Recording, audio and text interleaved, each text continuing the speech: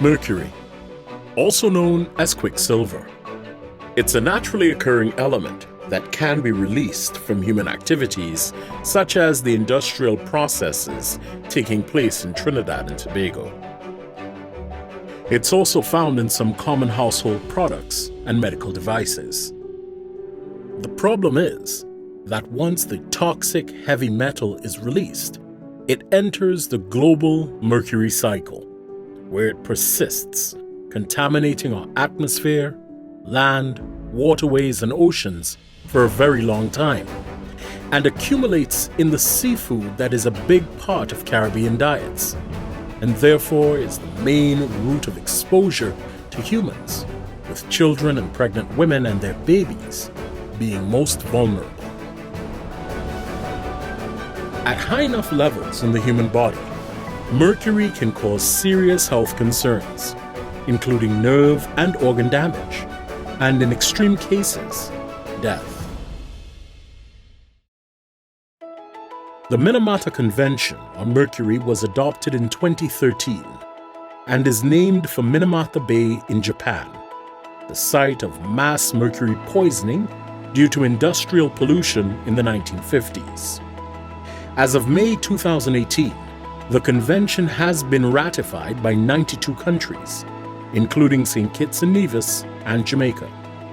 It calls for the phase-out of several mercury-added products by 2020, including certain cosmetics, pesticides, batteries, and electrical switches and relays. The convention also requires regulation of manufacturing processes and industrial mercury releases. The government of the Republic of Trinidad and Tobago, through the Ministry of Planning and Development's Environmental Policy and Planning Division, is currently exploring options for the environmentally sound management of mercury, with the active support of key stakeholders, including the Tobago House of Assembly. The country's first step was to identify mercury sources and release points in order to make an informed decision on becoming a party to the global treaty. By far, Trinidad and Tobago's largest source of mercury is the energy sector, where it's found in oil and natural gas, and released during extraction and refining. The sector accounts for over 75% of the country's total releases, while much smaller releases are produced by burning waste and disposing of mercury-added consumer products like fluorescent light bulbs.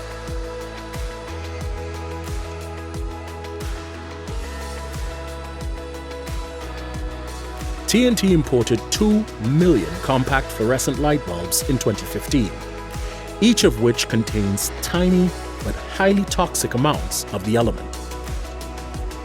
You'll find mercury in some dental filling amalgams, although it's much less common in local dentistry than it once was. And it's also found in some mercury-containing medical devices, such as mercury blood pressure gauges and thermometers, which are becoming less commonly used. The mercury in these products could pose a danger over long-term exposure and should be handled carefully. As consumers, you should read labels carefully, choose mercury-free products, consult recognized mercury dietary guidelines, avoid direct contact of mercury with skin, and safely dispose of mercury waste products using certified waste disposal handlers to prevent environmental contamination.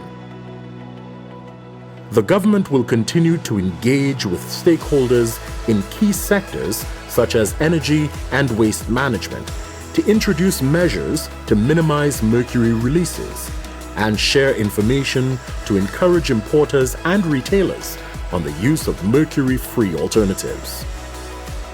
This country is already participating in various mercury-related projects, such as this MIA project, as well as in food and health assessments. The government of the Republic of Trinidad and Tobago is actively considering becoming a party to the MINAMATA Convention, which will enable access to technical and financial support from the international community.